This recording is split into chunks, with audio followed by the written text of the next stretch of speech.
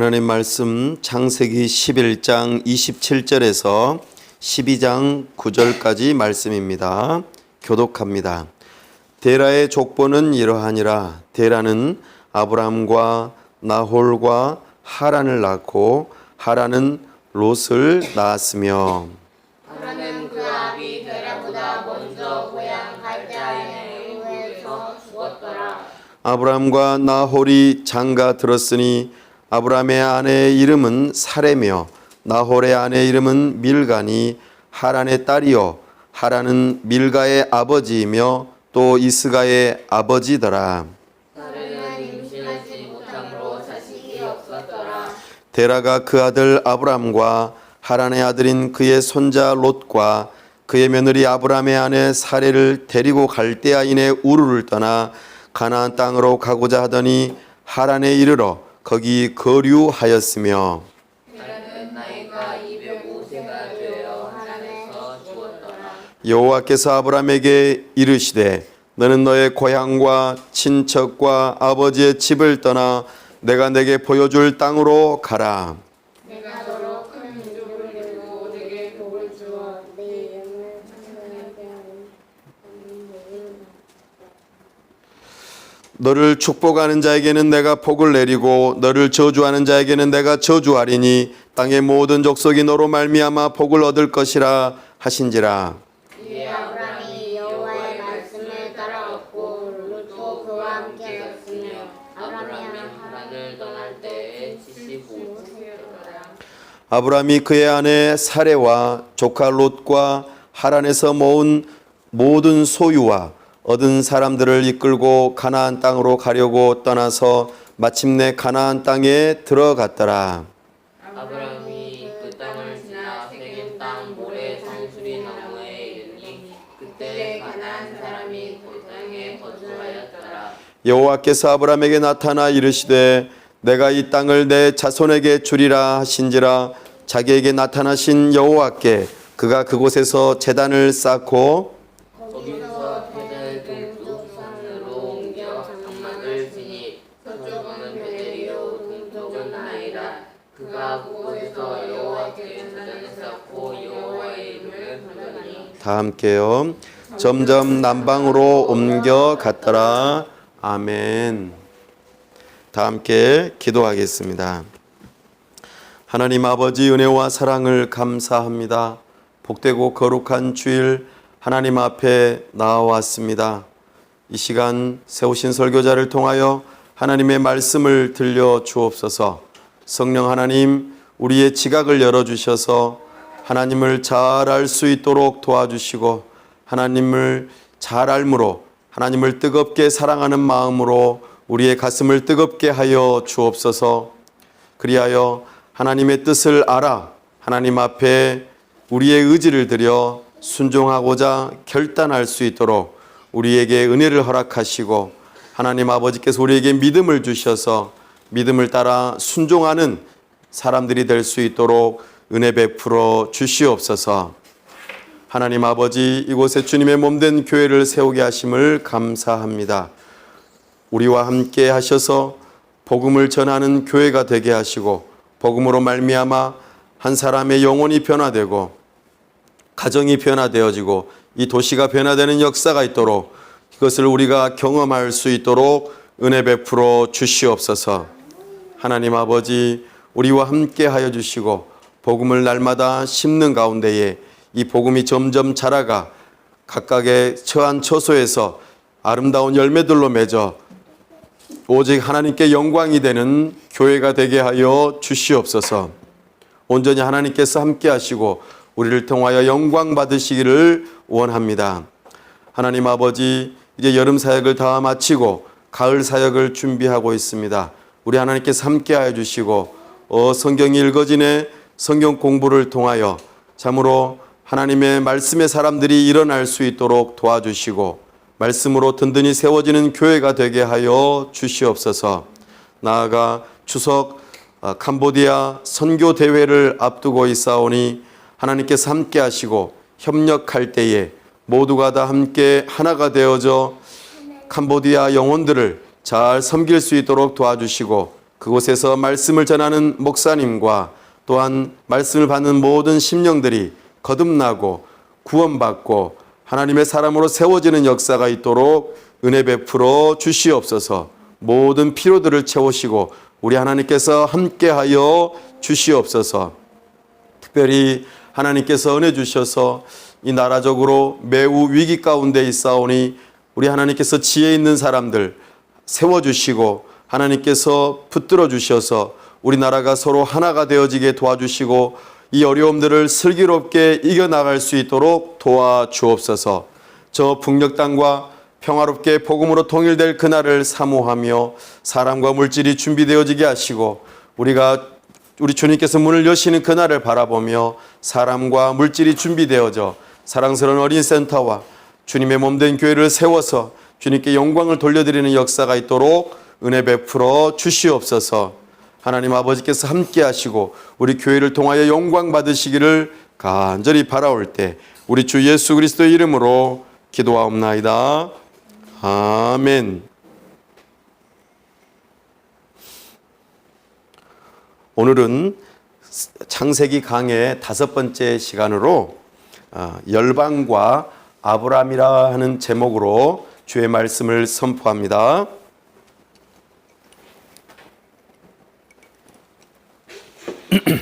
열방이라 하는 말은 세상에 있는 여러 민족들을 의미합니다. 아브라함이라는 것은 사람 이름입니다. 우리는 창세기를 통하여서 하나님이 어떤 분이신지, 하나님께서 어떤 계획을 가지시고 어떤 일들을 행하시는지를 지금 하나하나 살펴보고 있는 중입니다. 이 창세기를 처음 읽혀지고 듣던 사람들이 있었습니다. 바로 애굽에서 나와서 시내산에서 하나님과 언약을 맺었던 이스라엘 백성들입니다. 이스라엘 백성들은 참으로 하나님의 말씀을 모세를 통하여서 듣게 되었습니다. 그 사람들은 궁금했을 것입니다. 우리는 어디서부터 와서 어디로 가고 있는 것일까? 우리는 어떻게 이렇게 애굽에서 종으로 살다가 이렇게 나와서 많은 사람들이 모여 있는 가운데에 하나님께서 약속하신 땅이라고 하는 것이 있는데 도대체 그곳은 어디일까 생각하면서 아마 지냈을 것입니다. 특별히 창세기 1장에서부터 쭉 계속해서 들려주는 그 이야기들을 살펴보면서 우리는 도대체 누구일까 이런 생각들을 많이 했을 것입니다. 나아가 창세기 3장에서 하나님께서 아담에게 약속하셨던 여자의 후손은 도대체 누구일까? 이런 궁금증들을 가지면서 이 이야기를 계속 들어갔을 것입니다. 오늘 이제 창세기 11장과 12장을 같이 함께 살펴보는 가운데에 이스라엘 백성의 정체성이 어떻게 되는지, 그리고 그들이 어떤 역할을 하게 될 것인지 이것을 좀 살펴보도록 하겠습니다. 우리는 지난 시간에 사람들이 죄가 생겨난 뒤로 이 죄가 얼마나 영향력이 큰지, 죄라고 하는 것이 사람이 많아지면 많아질수록 점점 더 많아진다는 것을 배우게 되었습니다. 뿐만 아니라 죄가 얼마나 심각해지는지 아주 무서워진다고도 하였습니다. 그래서 하나님께서는 이 세상을 물로 심판하셨다는 소식도 들었습니다. 그럼에도 불구하고 이 사람들은 도대체 정신을 차리지 못하고 하나님의 뜻을 거스르는 모습을 또 하나 보여준다고 하였습니다. 바로 그것이 바벨탑 사건이었습니다. 바벨탑 사건은 하나님의 뜻을 거스르는 두 가지 행동을 하였습니다. 하나는 하나님께서는 온 세상에 흩어져서 생육하고 번성하여 땅에 충만해라 하는 뜻을 가지셨습니다. 그런데 사람들이 신할 평지 가운데에 모여들기 시작하면서 여기가 좋다, 우리 흩어지지 말자, 모여서 살자, 이렇게 하면서 하나님의 뜻을 거스르는 행동을 하였습니다. 두 번째는 우리의 이름을 드러내자라고 하였습니다. 그 일을 위해서 탑을 쌓자고 하였습니다. 아주 견고하게. 그래서 사람들이 어려움을 당하지 않도록 아주 특별한 기술을 하나 발명해냈는데 바로 그게 무엇이냐면 흙을 불로 구워가지고 벽돌을 만드는 일이었습니다. 아주 튼튼한 흙이 튼튼한 돌멩이처럼 굳어져서 높이 쌓아도 어렵지 않도록, 그래서 견고하게 우리의 이름을 드러내고 우리의 기술력을 통하여서 우리 스스로도 잘 살 수 있어, 하나님 필요 없어, 이렇게 생각할 정도로 엄청난 기술력을 가지고 하나님 앞에서 잘못된 행동을 하였습니다.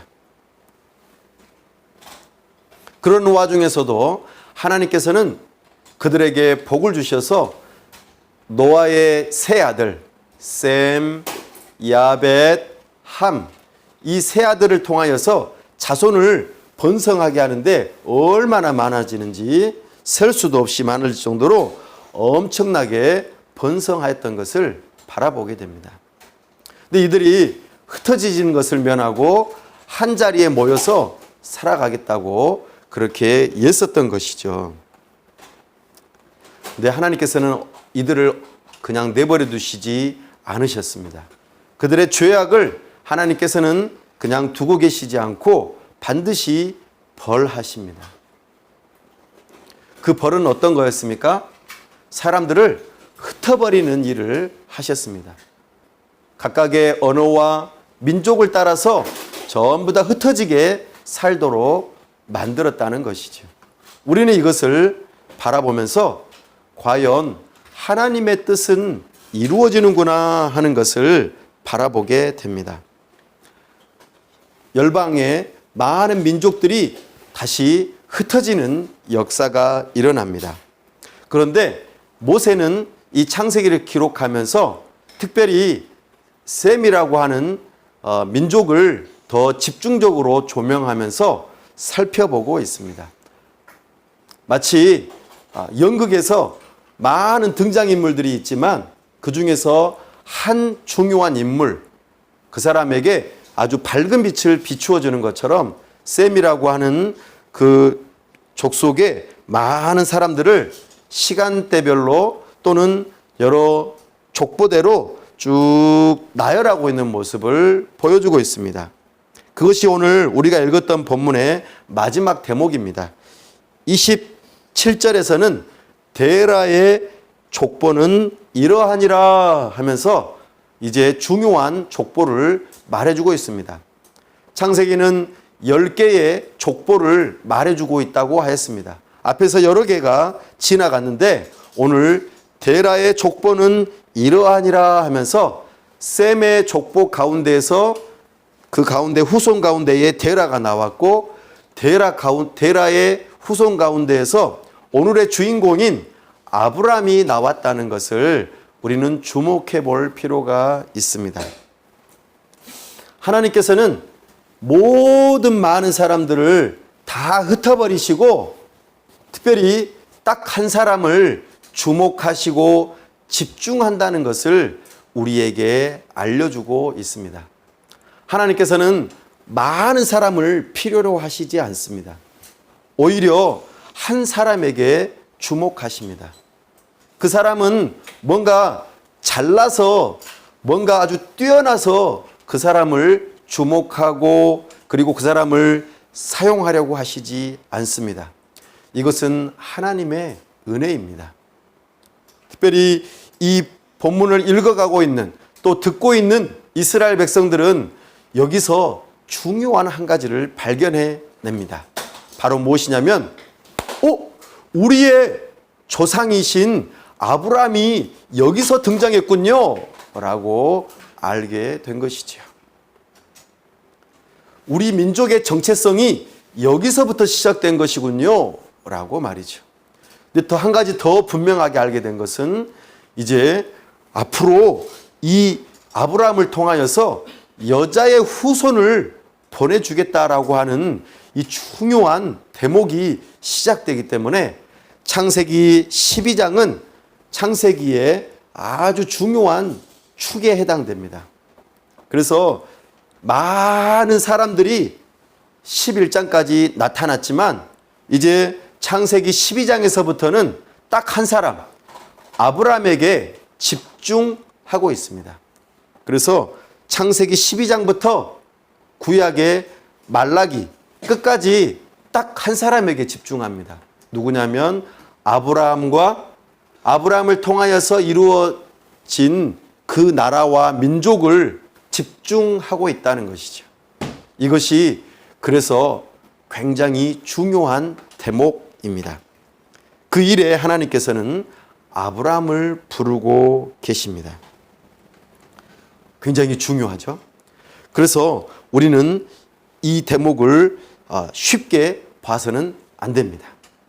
특별히 하나님께서는 여자의 후손을 보내주시겠다고 약속하시면서 세상의 죄의 문제를 해결하고 하나님의 나라를 회복하는 그 일을 위하여서 노아 언약을 맺었다는 것을 지난 시간에 들었습니다.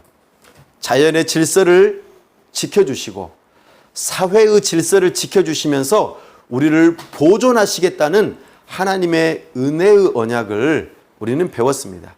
그 은혜의 언약이 계속해서 지켜지는 가운데에 이제 한 사람 하나님께서 아브라함에게 주목하고 있다는 것을 바라보십시다. 오늘 이 아브라함을 향하여서 무슨 말씀을 하시는가 이것에 귀를 기울여 봅시다. 한번 우리 하나님의 부르심을 한번 들어볼까요?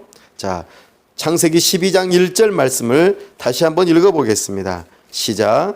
여호와께서 아브라함에게 이르시되 너는 너의 고향과 친척과 아버지의 집을 떠나 내가 내게 보여줄 땅으로 가라. 아멘. 하나님께서 음성으로 아브라함에게 들려주시면서 나타나셨어요. 하나님께서 이때 당시에는 하나님께서 이런 형태로 나타나셨어요. 그리고 말씀을 들려주시는데 두 가지를 먼저 1절에서는 명령합니다. 무엇을 명령하십니까? 떠나라 이렇게 명령하십니다. 두 번째로는요, 가라 그렇게 명령하십니다. 어디를 떠나라고 하십니까? 세 가지 목적어가 나옵니다. 첫 번째, 고향을 떠나라고 합니다. 두 번째, 친척을 떠나라고 합니다. 세 번째, 아버지의 집을 떠나라고 말합니다. 하나님께서는 지금 온 민족을 신할 평지에서 모여서 하나님을 대적하려고 했던 사람들을 전부 다 흩으시는 그 가운데에 아브라함을 부르고 계셨다는 것을 우리는 잊지 말아야 합니다. 아브라함의 아버지도 그렇게 갈대아 우르라고 하는 곳에서 떠나서 하란이라고 하는 곳까지 이르러 그렇게 흘러 이동하는 중에 하나님의 부르심을 받았다는 것을 우리는 기억해야 합니다. 우리는 이와 같은 모습에서 떠나야 할 것을 생각해 볼 필요가 있습니다. 하나님을 대적하고 이곳 갈대아 우르는 달의 신을 섬기는 장소였습니다. 여러 가지 우상을 섬기고 하나님을 섬기지 않는 그런 곳이었습니다. 또한 그곳에서 안정되게 잘 살았습니다. 어려움 없이 보호를 받으면서 잘 살았습니다. 그런 곳을 다 내버려 두고 떠난다는 것은 쉬운 일이 아닙니다. 자기 자신이 섬겼던 신과 그리고 기득권과 안정된 삶과 함께 공동체를 이루어가는 그 삶을 떠난다는 것은 쉬운 일이 아닌 것을 우리는 기억해야 합니다. 그런데 하나님께서 지금 그걸 떠나라고 하십니다. 그리고 어디로 가라고 합니까? 내가 내게 보여줄 땅으로 가라 그러십니다. 하나님의 약속한 땅이 있다고 말씀하십니다. 땅을 떠나고 땅을 가라고 하십니다. 하나님께서 아브라함에게 약속하시는 것 한 가지가 있다면 바로 땅입니다.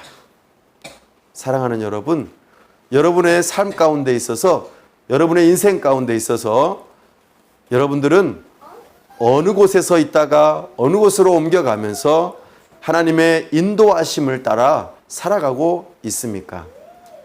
우리는 그걸 기억하고 한번 생각해 볼 필요가 있습니다. 오늘 내가 살고 있는 이곳이 하나님의 인도하신 땅인지, 아니면 어느 곳으로 가야 하는지, 또 아니면 내가 그동안 섬기고 있던 우상을 버리고 나는 그 우상을 떠나 하나님을, 올바른 하나님을 찾아가야 하는지, 나아가 내가 의지하고 따랐던 공동체를 떠나서 내가 어느 곳으로 새로운 공동체로 가야 할지, 우리 주님의 인도하심을 우리는 한번 눈여겨볼 필요가 있겠습니다. 하나님께서는 흩으시는 가운데에 인도하시고 떠나보내실 뿐만 아니라 이끌어 가시는 분이심을, 가라고 명령하시는 분이심을 우리는 기억해야 합니다. 아브라함은 이렇게 떠나와서 하나님께서 어디로 인도할지는 잘 모르겠지만 갈대아 우르를 떠나서 하란으로 가고 하란에서 가나안 땅까지 왔다고 성경에서 기록합니다. 이 거리는 만만치 않은 거리였습니다. 그럼에도 불구하고 이렇게 인도를 받았습니다. 뿐만 아니라 이때에 함께 이동했던 가족이 있었습니다. 바로 조카 롯이었습니다. 조카 롯과 함께 거하다가 어느 순간에 이제 아브라함은 조카 롯과 헤어지는 그런 일이 발생합니다.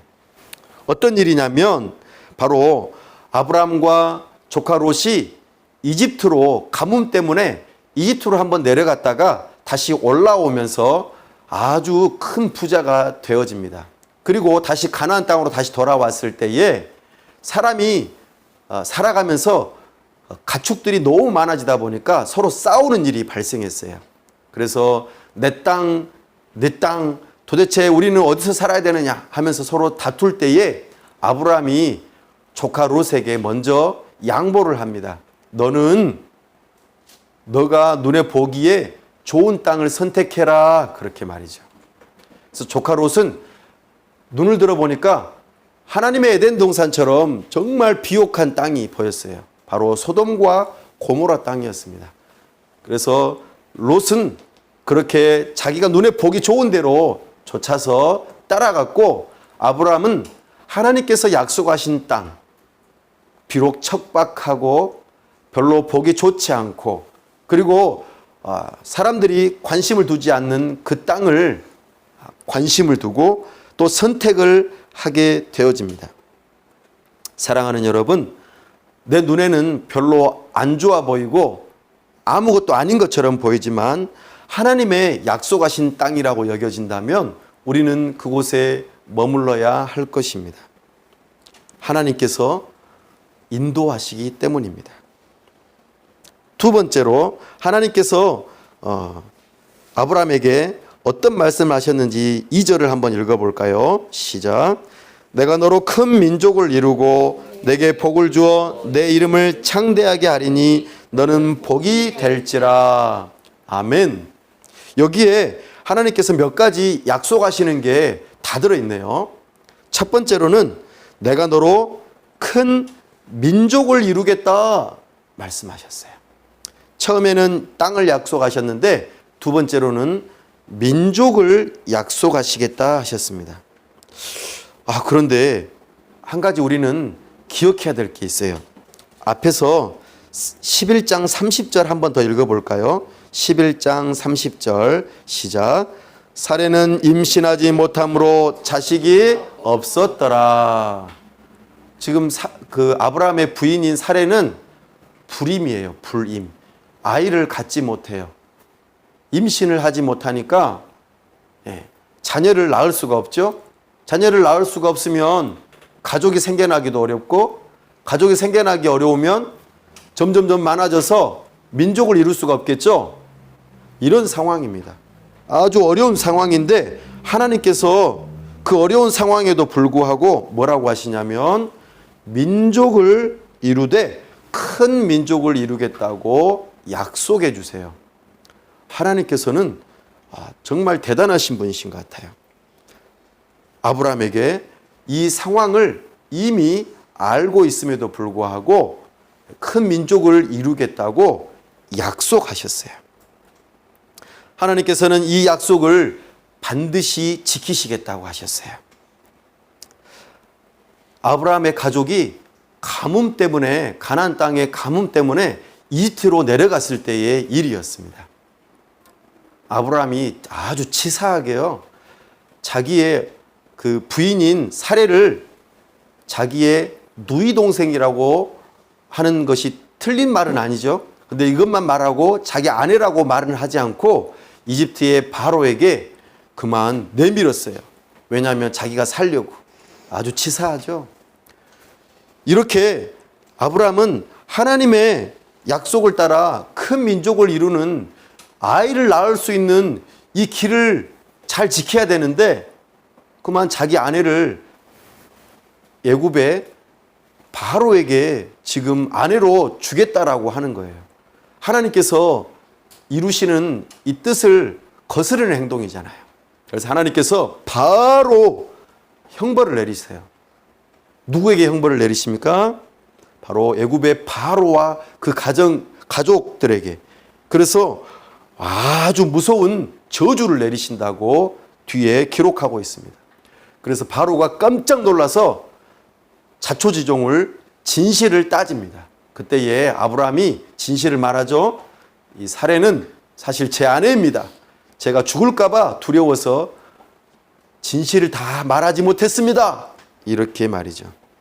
이처럼 하나님께서는 이들을 보호하시면서 사례가 아이를 낳을 수 있도록 아브라함을 통해서요, 그 후사를 위해서 준비시키시는 모습을 보게 됩니다. 그런데 시간이 흘러도 하나님께서는 이 사례에게 아이를 주시지 않습니다. 그때 많이 실망하죠. 아브라함이 기다려도 하나님의 뜻이 안 이루어지는 것 같으니까요. 그래서 하나님께서 또 다시 나타나셔요. 창세기 15장에서요. 그때에 아브라함아, 나는 너의 방패가 된다. 너를 지켜 보호하고 나는 여호와 하나님이다. 너를 돕는 하나님이다라고 말을 하자 아브라함이 또 하나님을 믿지 못하는 그런 모습을 보여줘요. 뭐라고 하냐면, 하나님, 저의 후계자는 여기 다메섹에서 만났던 엘리에셀이라는 종입니다. 저에게는 자식이 없으니까 하나님의 뜻이 이루어지지 못할 거예요 라고 말입니다. 그러나 하나님께서는 그를 꾸짖지 아니하시고 밖으로 밤하늘을 바라볼 수 있도록 데리고 가셔서 저기 밤하늘을 바라보아라. 저기에 무엇이 있지? 별들이 있습니다. 저 별들처럼 셀 수 없을 정도로 큰 민족을 이루게 하겠다라고 다시 한 번 더 약속을 해 주시죠. 그리고 그 약속을 이루는 일로 무슨 언약식을 맺으시냐면 동물을 반으로 쪼개가지고 언약식을 맺어요. 당시에 이때 아브라함 당시에 서로 개인이나 민족이나 왕끼리 서로 언약을 맺을 때에는 동물을 잡아가지고 죽인 다음에 그것을 쪼개서 가운데로 갈라놓고 언약의 당사자끼리 서로 왔다 갔다 하는 일이 있어요. 그러면서 뭐라고 하냐면 서로 우리가 언약을 맺었는데 그 언약을 지키지 못하면 이 쪼갠 고기처럼 내가 죽어지거나 불이익을 받아도 괜찮습니다 라고 언약식을 맺습니다. 하나님께서 아브라함에게 두 번째로 약속하신 큰 민족을 이루겠다, 이 약속을 만약에 깨트린다면 하나님께서 내가 이와 같이 죽겠다라고 약속하시는 거예요. 근데 재미있게도 쪼갠 고기 사이로 아브라함은 왔다 갔다 하지 않습니다. 오직 하나님만 왔다 갔다 하세요. 하나님께서 반드시 이 약속을 지키시겠다는 거예요. 만약에 아브라함도 같이 서서 왔다 갔다 했다면 아브라함은 아마 죽었을지도 모르겠어요. 왜냐하면 그 뒤로 아브라함이 또 잘못하거든요. 하나님께서 분명히 아브라함을 통해서 자녀를 주겠다고 약속하셨는데 그 바로 뒤이어서 기다려도 또 안 되니까 뭐라고 한지 아세요? 아브라함의 아내 사레가 그의 몸종인 이집트에서 데리고 왔던 하갈을 부인으로 줘요. 그리고 아이를 낳게 합니다. 그렇게 해서 낳은 아이가 누구냐면 이스마엘입니다. 자기들 생각에는 이렇게 하면은 하나님의 뜻을 이룰 거라고 생각했어요. 그런데 하나님께서는 그게 하나님의 뜻이 아니라고 말씀하세요. 나는 아브라함과 사레를 통하여서 아이를 낳게 할 거야 라고 하는 것이 하나님의 뜻이었어요. 만약에 아브라함이 하나님과 같이 동일하게 언약을 맺어서 쪼갠 고기 사이로 왔다 갔다 했다면 아브라함이 언약을 어겼기 때문에 죽었을지도 모르겠어요. 그리고 하나님의 뜻은 다 망가져 버렸을지 모르겠습니다. 그러나 쪼갠 고기 사이로 왔다 갔다 하셨던 분은 하나님이시고 아브라함의 이렇게 연약한 모습 가운데서도 하나님은 은혜를 베푸시고 아브라함에게 아들을 허락하십니다. 그 아들이 바로 이삭입니다. 그것도 100세에 아이를 낳게 하시죠. 사람들이 다 불가능하다고 하는 그 나이에 하나님의 능력으로 이 일들이 이루어졌음을 분명하게 보여주는 사건이죠. 하나님께서는 두 번째로 약속하신 것이 바로 큰 민족을 이루게 하시겠다는 것이었습니다. 세 번째로 하나님께서는 무엇을 약속하십니까? 내 이름을 창대하게 하리라 하는 것이 바로 하나님의 세 번째 약속입니다. 이름이 창대해진다라는 표현은 이름이 유명해진다는 뜻입니다. 이름이 높아진다는 뜻입니다. 이것은 마치 왕과 같은 존재가 된다는 뜻입니다. 바벨탑 사건에서 사람들은 스스로 뭐라고 했습니까? 우리가 우리의 이름을 온 세상에 드러내자. 스스로 왕이 되자. 하나님 필요 없어. 이렇게 말했던 것과는 대조적으로 하나님께서 열방을 다 흩으시면서 딱 한 사람을 부르시면서 한 사람의 이름을 높이겠다고 하십니다.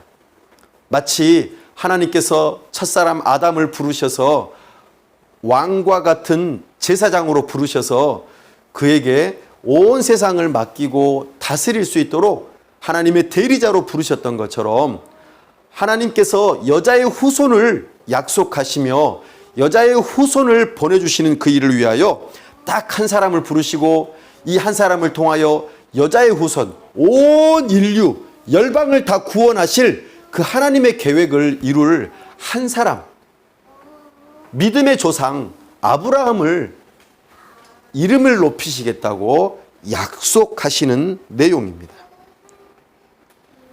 그래서 하나님께서는 이 이후로 아브람이라고 하는 이름을 아브라함이라고 하는 이름으로 바꾸어 주십니다. 그래서 아브라함은 10고울의 권세를 가진 아버지라는 뜻입니다. 다시 말해서 왕이라는 뜻이죠. 하나님께서 이렇게 아브라함을 높이시겠다고 약속하셨습니다. 이 약속이 이루어지고 있을까요?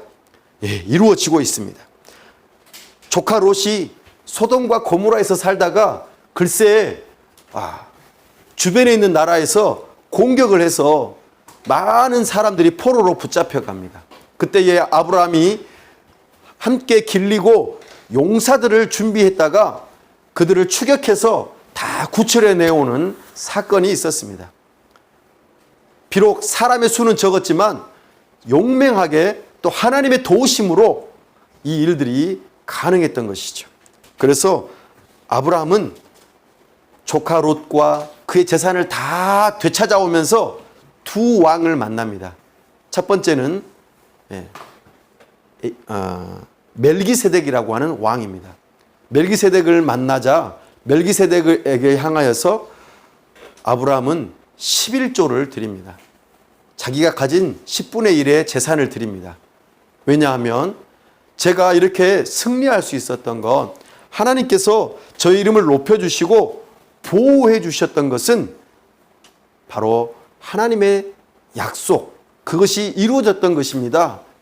그것을 의지합니다 라는 의미로, 인정합니다 라는 의미로 멜기세덱에게 11조를 드렸습니다. 나아가 소돔 왕에게 이렇게 말했습니다. 소돔 왕이여, 당신의 재산을 다 제가 되찾았습니다. 그러나 저는 한 푼도 가지지 않겠습니다. 당신이 다 가지고 가십시오 라고 말이죠. 소돔 왕은 굉장히 욕심이 많았거든요. 그래서 이 재물을 다 되찾아올 때에 아브라함한테 다 가지고 가라고 아주 퉁명스럽게 말했어요.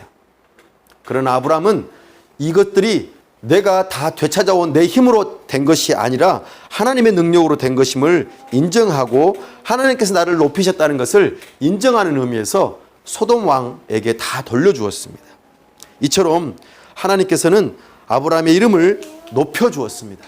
그리고 주변에 여러 왕들이 또 족장들이 아브라함을 함부로 대하지 못하도록 두려운 마음을 가지도록 아브라함의 이름을 높여주셨습니다.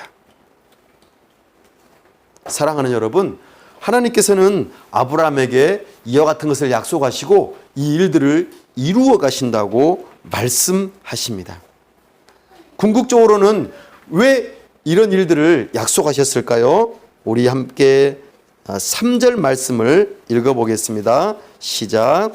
너를 축복하는 자에게는 내가 복을 내리고 너를 저주하는 자에게는 내가 저주하리니 땅의 모든 족속이 너로 말미암아 복을 얻을 것이라 하신지라. 아멘. 사랑하는 여러분, 아브라함을 선대한 사람들은 복을 받았습니다. 그러나 아브라함에게 대적했던 사람들은 망했습니다. 여기에서 아브라함을 축복하는 사람들은 원문에서는 복수로 나타납니다. 아브라함을 저주하는 사람은 단수로 나타납니다. 그러니까 아브라함과 관계를 맺었던 많은 사람들이 복을 받았다라는 뜻이죠. 저주를 받았던 사람들은 좀 적다라는 의미이기도 합니다. 근데 핵심적으로 하나님께서 아브라함에게 약속하신 궁극적인 목적은 뭐냐면 아브라함으로 말미암아 모든 족속이 복을 얻을 것이라는 것이 핵심 내용입니다. 하나님께서 아브라함을 선택하셨습니다. 아브라함이 뭔가 잘나서 선택하셨나요? 결코 아닙니다. 그러나 하나님의 은혜로 하나님께서 아브라함을 선택하시고 여자의 후손을 보내주시는 통로로 열방이 복을 받을 수 있도록, 아브라함을 통하여서 많은 사람들이 복을 받을 수 있도록, 아브라함을 통하여서 세워진 그 나라를 통하여 많은 민족들이 복을 받을 수 있도록 그 일을 위하여 아브라함 첫사람 한 사람을 부르셨다는 것을 우리는 기억해야 합니다. 사랑하는 여러분, 나는 하나님 앞에서, 아니 세상 앞에서 별 볼 일 없는 사람일지도 모르겠어요. 우리의 가족은 세상 사람들이 보기에 별 볼 일 없는 것처럼 보일지도 모르겠습니다.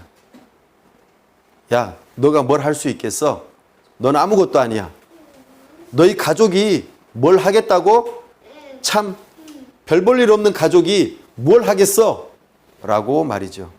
그러나 그렇지 않습니다. 하나님께서 부르시고 하나님께서 자녀 삼으신 나 한 사람, 하나님께서 우리 가족을 예수 그리스도를 믿는 믿음의 가족이 되게 하신 것은 결코 별 볼 일 없는 인생으로 끝나라고 우리를 부르신 것이 아니라는 것입니다. 나는 비록 연약하고 아무것도 아닌 것처럼 보일지 모르겠지만 내가 우리 가족에게 속한 것은 내가 선택한 것도 아니지만 하나님께서는 나를 통하여, 우리 가족을 통하여 또 정말 지금 우리 교회는 너무나도 약하고 별 볼 일 없는 것처럼 보이지만 하나님께서는 우리를 통하여 이루실 일이 있다고 오늘 격려해 주십니다.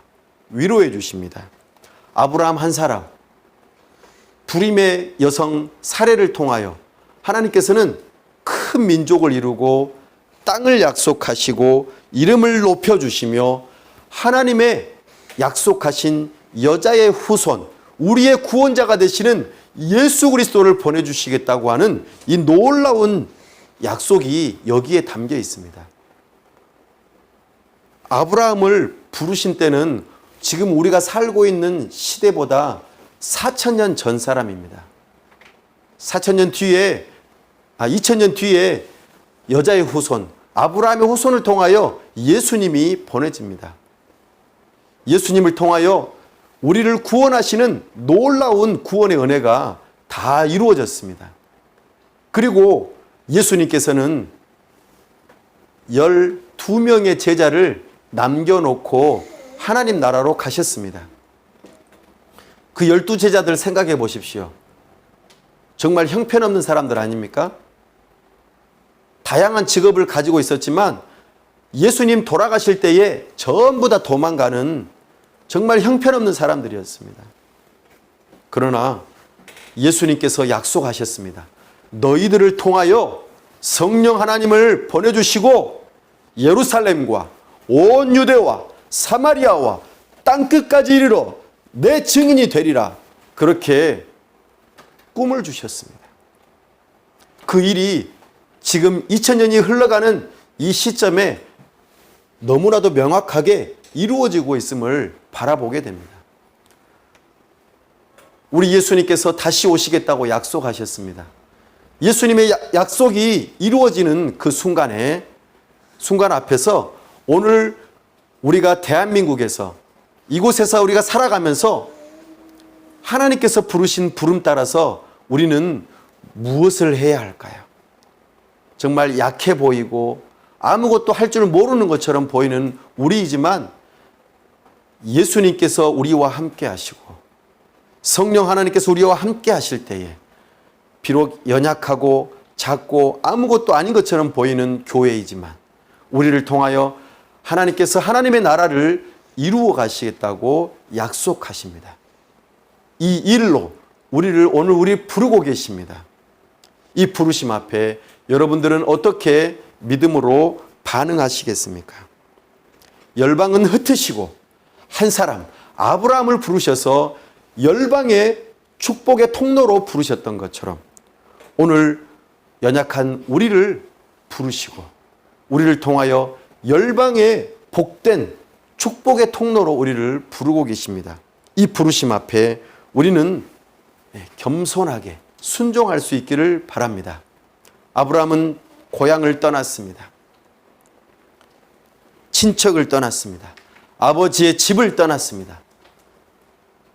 사랑하는 여러분, 그리고 하나님께서 약속하신 땅으로 갔고 하나님께서 약속하신 여자의 후손을 위한 한 아들을 기다렸으며 하나님께서 높이시는 그 이름을 받아서 왕 같은 제사장으로서 삶을 살아갔습니다. 오늘 하나님께서 우리를 그렇게 부르고 계십니다. 그 부름 앞에 네라고 순종하며 한 걸음 한 걸음 순종의 걸음이 이어져 가기를 간절히 바랍니다. 기도하겠습니다. 하나님 아버지, 오늘 나는 이 세상에 살아가는 데에 먼지와 같이 아무것도 아닌 존재처럼 보이기도 합니다. 우리 가족은 그 어떠한 영향력도 미치지 못할 것 같은 아무것도 아닌 것처럼 보이기도 합니다. 우리 교회가 아무것도 할 수 없을 것처럼 너무나도 미약해 보입니다. 하지만 하나님께서 함께 하시고 하나님께서 부르셔서 우리를 들어 사용하신다면 나 한 사람, 우리 가족, 우리 교회가 하나님 나라에 귀하게 쓰임받을 수 있을 줄로 믿습니다. 이 부르신 부름 앞에 하나님께 순종하며 하나님의 뜻을 따라 겸손하게 인내하고 기다리며 하나님의 뜻이 이루어져 우리를 통하여 구원 얻는 무리가 늘어나고 하나님 나라를 이루어가며 이 나라와 민족과 열방을 섬기는 하나님의 백성들 다 될 수 있도록 은혜 베풀어 주시옵소서. 우리에게 믿음을 허락하여 주시옵소서. 우리 주 예수 그리스도 이름으로 기도하옵나이다. 아멘.